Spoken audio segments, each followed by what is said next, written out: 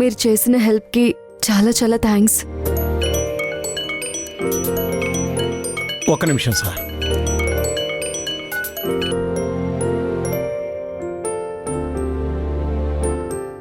వసుంధర, ఈరోజు నిజమైన సంతోషం ఎలా ఉంటుందో నాకు అర్థమైంది. కొన్ని లక్షలు పెట్టి పార్టీలు ఇచ్చినప్పుడు, ఫారెన్ టూర్స్ వెళ్ళినప్పుడు కూడా నాకింత ఆనందం కలగలేదు. ఎస్టేట్కి వచ్చిన మొదట్లో ఈ ఇరుకు ఇళ్లలో ఎలా ఉంటారో అనుకునేవాణ్ణి. మీకు ఇల్లే ఇరుకు. మీ అందరి మనసులు చాలా విశాలంగా ఉంటాయి. అందుకే మీ దగ్గరికి వచ్చిన వాళ్ళకు కూడా ఒక ప్రశాంతత కలుగుతుంది. ఈ మెమరీస్ అన్నిటికీ చాలా చాలా చాలా థ్యాంక్స్. భలే ఉన్నావే, ముద్దుగా, చాలా క్యూట్గా ఉన్నావు. ఒక్క నిమిషం అలాగే ఉండు, ఓకే? సార్, ఏంటి సార్ ఈరోజు ఇది? ఏమనలేవు. ఆగండి.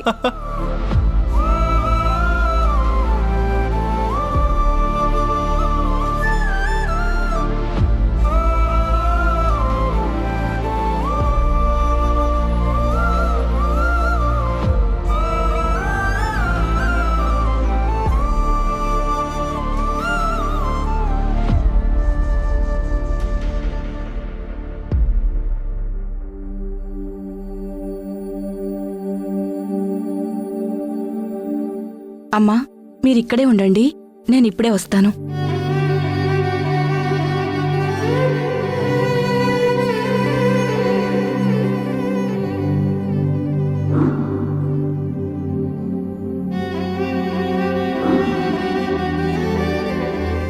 ఇవన్నీ కావాలి అంటే వసుంధరని వదిలేసి రావాలి, అంతే కదా? దీనికి నేనిచ్చే వాల్యూ ఇదే.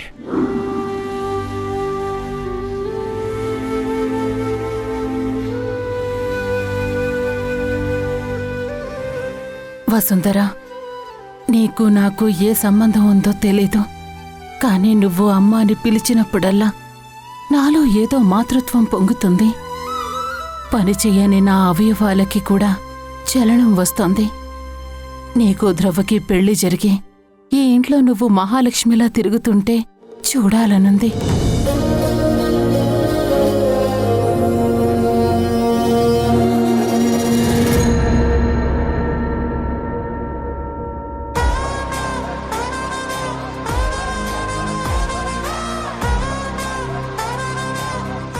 రేయ్, ఆ వసుంధరని తీసుకుని PP group of industries vice chairman ఆ ధ్రువ ఇదే ఊరొచ్చాడంట. వైజాగ్లో తనని కిడ్నాప్ చేయడం కష్టం. ఇక్కడుండగానే తనని మనం కిడ్నాప్ చేసేయాలి.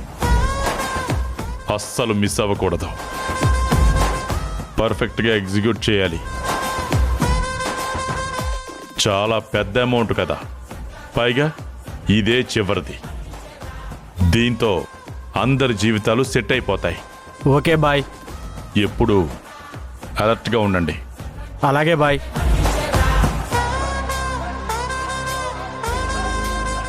రే అలీ, చెప్పండి బాయ్. ఆ వసుంధర ఎక్కడో కనుక్కుని తన మూమెంట్స్ అన్నీ కూడా అబ్జర్వ్ చేస్తూ ఉండు. అలాగే భయ్యా. తను ఎక్కడికైనా వెళ్తుంటే ఇమ్మీడియట్గా ఇన్ఫార్మ్ చేయి. అలాగే బాయ్.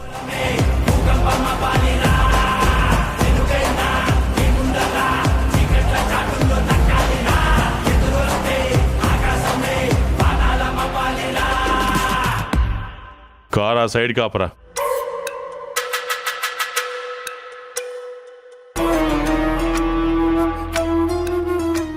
అలీ, చెప్పండి బాయ్.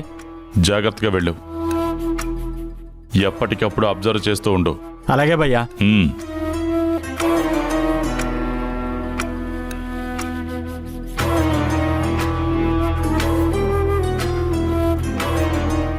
ఇక పోనీ.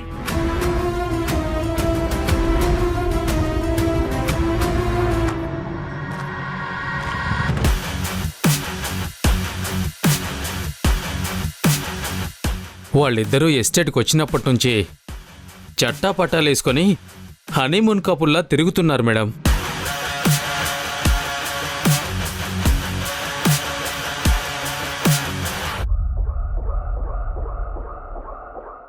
ఏంటి గ్రీష్మ, ఇంకా టెన్షన్గా ఆలోచిస్తున్నావు? ఆ దివాకర్ చెప్పిన మాటలే గుర్తుకొస్తున్నాయండి. వాళ్ళు హనీమూన్కి వెళ్ళినట్టు తిరుగుతున్నారంటే తట్టుకోలేకపోతున్నాను.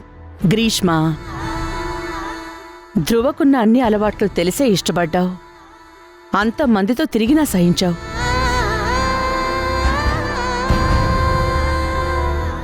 ఈ ఒక్కమ్మాయిని భరించు. తర్వాత వాడు నిన్ను వదిలి వెళ్లకుండా నేను ట్రై చేస్తాను. అయినా ఇదంతా చేస్తోంది నీకోసమే కదా. అబ్బో, అసలు నా కోసమే అన్నట్టు ఎన్ని నాటకాలు. నీ కొడుకు కూలీదాన్ని చేసుకోవటం ఇష్టం లేక నా దగ్గరికి వచ్చావు. నేను ధ్రువ అంటే ఇష్టమని చెప్పినప్పుడు నన్ను అవమానించింది మర్చిపోయాననుకుంటోంది. పాపం, ఈ వసుంధర అడ్డు తప్పి నాకు ధ్రువకి పెళ్లి కాని నీకు నేను చూపిస్తాను చుక్కలు. గ్రీష్మ, ఏం ఆలోచిస్తున్నావు? అబ్బే ఏం లేదాంటీ, ఎందుకో దాని విషయంలో రిలాక్స్డ్గా ఉండలేకపోతున్నాను. అది మన ప్లాన్ ప్రకారం చనిపోయిందని తెలిస్తే కానీ నాకు ఈ టెన్షన్ పోదు.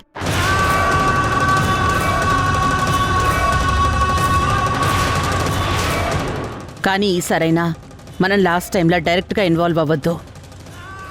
దాన్ని చంపమని కాంట్రాక్ట్ ఇచ్చింది కూడా పెద్ద పేరు మూసిన రౌడీకే.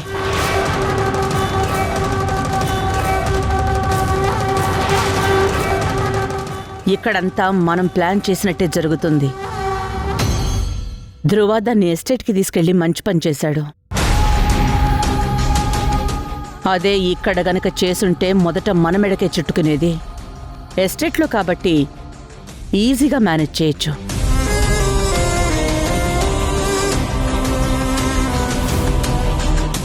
ఆ వసుంధర ఎస్టేట్లోనే చావడం ఖాయం.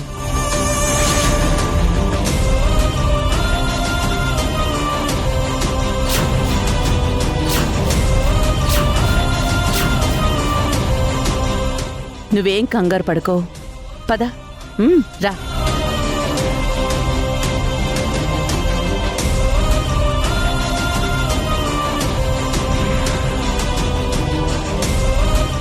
భగవంతుడా, వసుంధరిని రక్షించు తండ్రి.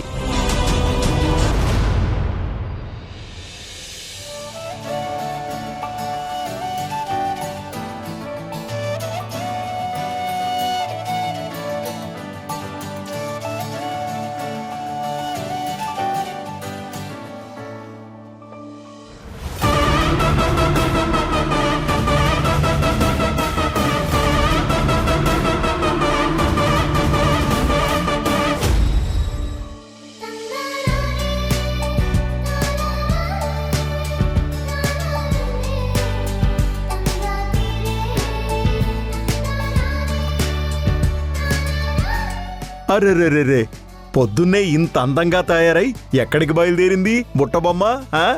అమ్మవారి గుడికి మామయ్య. ఓ, అక్కడి నుంచి అమ్మమ్మ దగ్గరికి వెళ్ళి ఒకసారి పలకరించొస్తాను. ఇంట్లో టిఫిన్ వేడివేడిగా చేసి పెట్టాను. మీరు తిని ఎస్టేట్కి వెళ్ళేటప్పుడు ధ్రువ సర్కి క్యారేజ్ ఇవ్వండి. తప్పకుండా ఇస్తానమ్మా. నిన్ను చూస్తుంటే చాలా సంతోషంగా ఉందమ్మా. ధ్రువ సారు నువ్వు కలిసి ఊర్లో అలా తిరుగుతుంటే అందరి కళ్ళు మీ మీదే. మీ నాన్నుంటే ఎంత సంతోషపడేవాడు. నిన్నిలా చూడాలన్నదే ఆయన కల. దానికోసం ఎన్ని నిద్రలేని రాత్రులు గడిపాడు.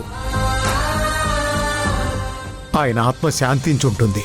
ఊరంతా పండగ చేసుకుంటోంది.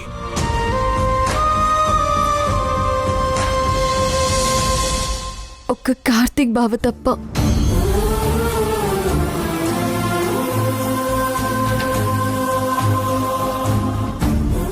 వాడు ఏదో బాధలో పిచ్చోళ్ళ చేస్తున్నాడమ్మా. ఎన్నిసార్లు మామయ్య నేను బావ కోసం నిలబడ్డాను. ధ్రువ సార్ పెళ్లి చేసుకుంటాను అని చెప్పాక పలకరించినా పట్టించుకోలేదు. ఒకరోజు ధ్రువ సార్ నేను వసుంధరతో ఒంటరిగా మాట్లాడాలి అంటే అక్కడికక్కడే అర్ధాంతరంగా వదిలేసి వెళ్ళిపోయాడు. కనీసం పరీక్షలకి వెళుతున్నప్పుడు ఒక్క మాట కూడా చెప్పలేదు. తనే వదిలేసి ఇప్పుడెందుకు ఇవన్నీ చేస్తున్నాడు? అమ్మా వసు, శంకరన్ నుండుంటే ఈ మాట నీకెప్పటికీ చెప్పేవాణ్ణి కాను. కానీ ఇప్పుడెందుకో నీతో చెప్పడమే మంచిదనిపిస్తోంది. కార్తీక్ నిన్ను మనస్ఫూర్తిగా వదిలేయలేదమ్మా. మీ నాన్న ధ్రువ సార్ నిన్ను పెళ్లి చేసుకుంటే నీకు మంచి జీవితం దొరుకుతుందని, అదే తన చివరి కోరికని కార్తీక్ని దూరంగా ఉండమని ఒట్టేయించుకున్నాడు.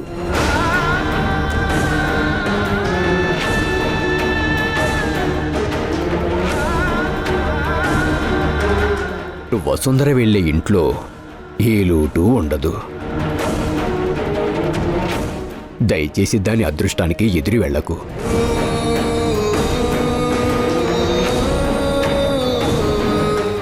ఇదే నా చివరి కోరిక అనుకో.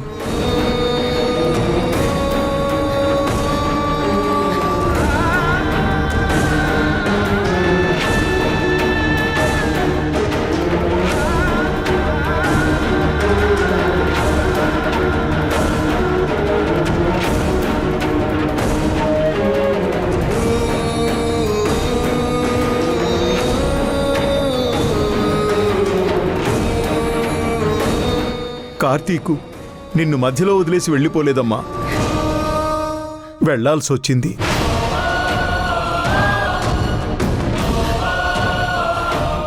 ఆ భగవంతుడు మీ దారులు వేరువేరుగా రాశాడు వసుంధర.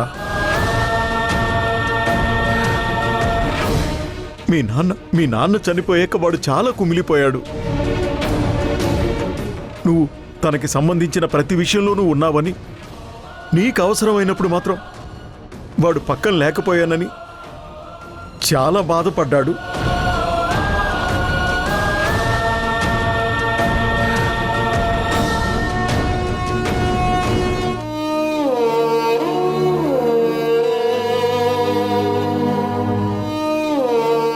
మీ ఇద్దరూ నా కళ్ళ ముందు పెరిగిన పిల్లలమ్మా. మాట్లాడుకోకపోయినా పర్వాలేదు. ద్వేషించకు వసుంధర. అంటే కార్తిక్ బావ ఇలా అయిపోవడానికి నేనే కారణమా? దేనికి ఎవ్వరూ బాధ్యులు కారమ్మా. పరిస్థితులే కారణం. నీ జీవితంలో నువ్వు ఎన్ని ఒడిదుడుకులొచ్చినా ధైర్యంగా ఎదుర్కొని నిలబడ్డావు.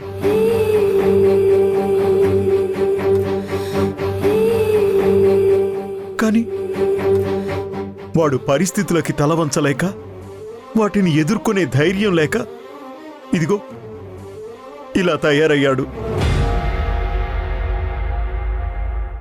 అదొక్కటే బాధగా ఉందమ్మా. వాడి నాన్న ఏడుపు చూడాలమ్మా. ఒక్కగానొక్క కొడుకు చేతికొచ్చే సమయంలో ఇలా అయిపోతున్నాడనే బాధ. పైగా వాడివన్నీ అర్థం లేని అపోహలు. నువ్వేదో ఆపదలో ఉన్నావని, నువ్వేదో మోసం చేస్తున్నావన్న భ్రమలో ఉన్నాడు. మేమెంత చెప్పినా వినడం లేదమ్మా. ఈసారి నీకు కనపడితే నువ్వు బాగున్నావని చెప్పు. కనీసం నువ్వు చెప్తా అన్నా వింటాడేమో.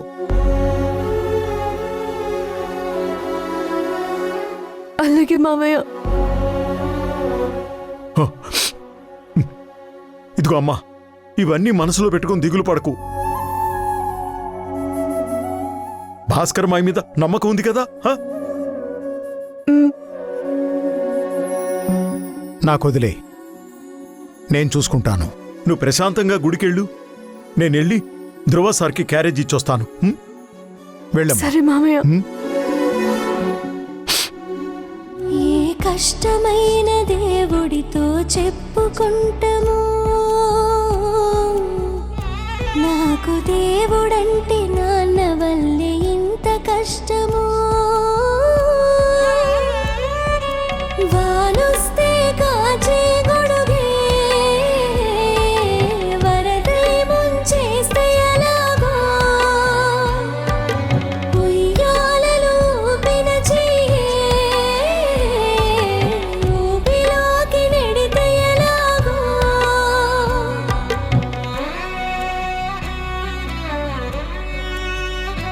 నాతో నొచ్చే వసుంధర, నేను చూసుకుంటాను.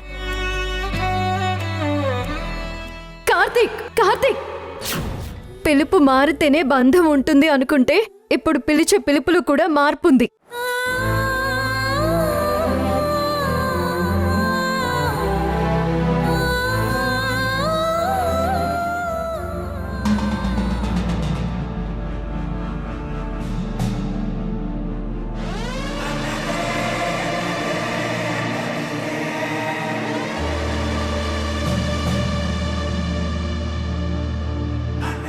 అన్నా, ఆ వసుంధర ఒక్కతే గుడికి బయలుదేరిందన్నా.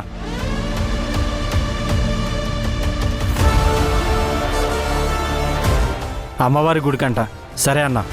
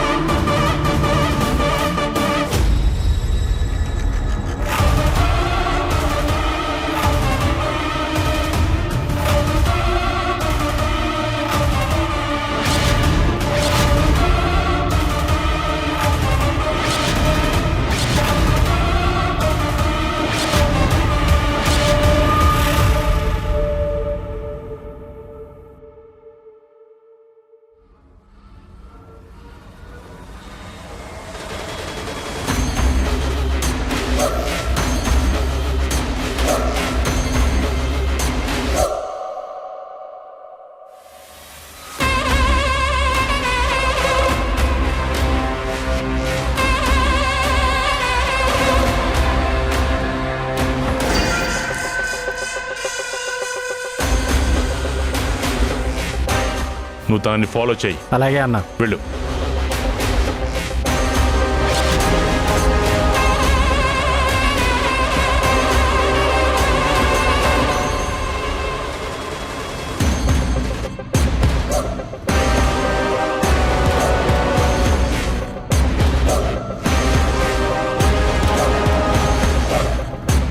అందరూ అలర్ట్గా ఉండండి.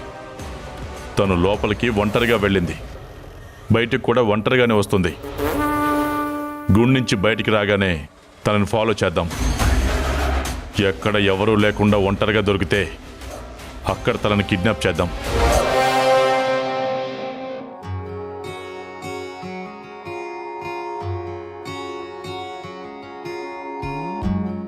ఏమ్మా వసుంధరా, బాగున్నావా?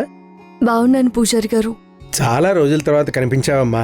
ఉండు, పూజ చేసి వస్తాను. అలాగే. ఓం రాజాధిరాజాయ ప్రసహ్యసాహినే నమో వయం వై శ్రవణాయ కుర్మహి.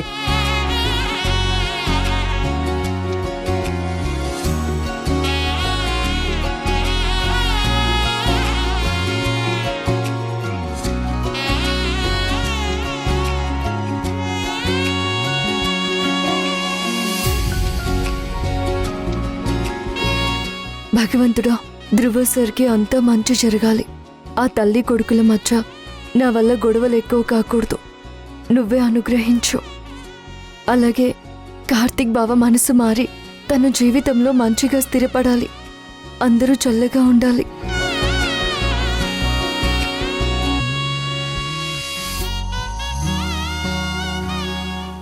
హారతి తీసుకోమ్మా.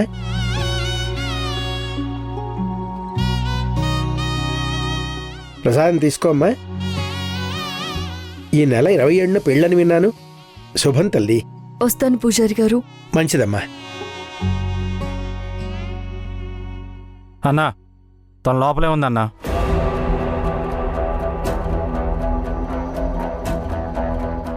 సరే, నువ్వు తనని ఫాలో చెయ్యి.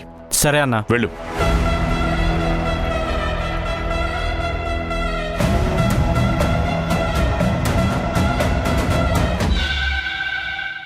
గిరి సార్ బాగున్నారా? బాగున్నానమ్మా.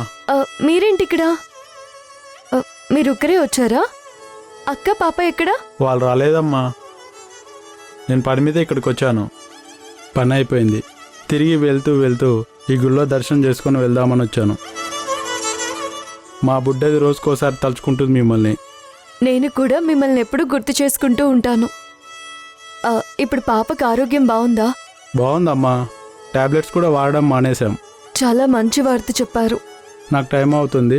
నేను ఊరు వెళ్ళాక అక్కతో కాల్ చేపిస్తా. సరే సార్, జాగ్రత్త. సరేనమ్మా.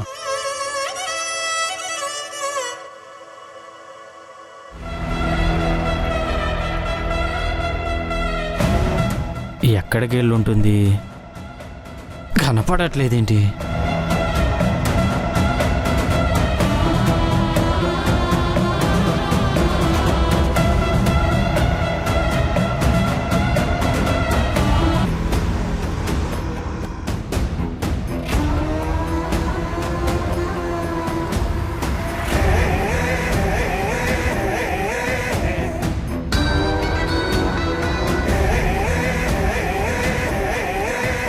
భాస్కర్ బాబాయ్, వసుంధర ఏం చేస్తుంది? గుడికెళ్ళింది సార్. రాగానే చేయిస్తాను. పర్వాలేదు బాబాయ్, నేనే గుడికి వెళ్ళి వసుంధర్ని పిక్ చేసుకుంటాను.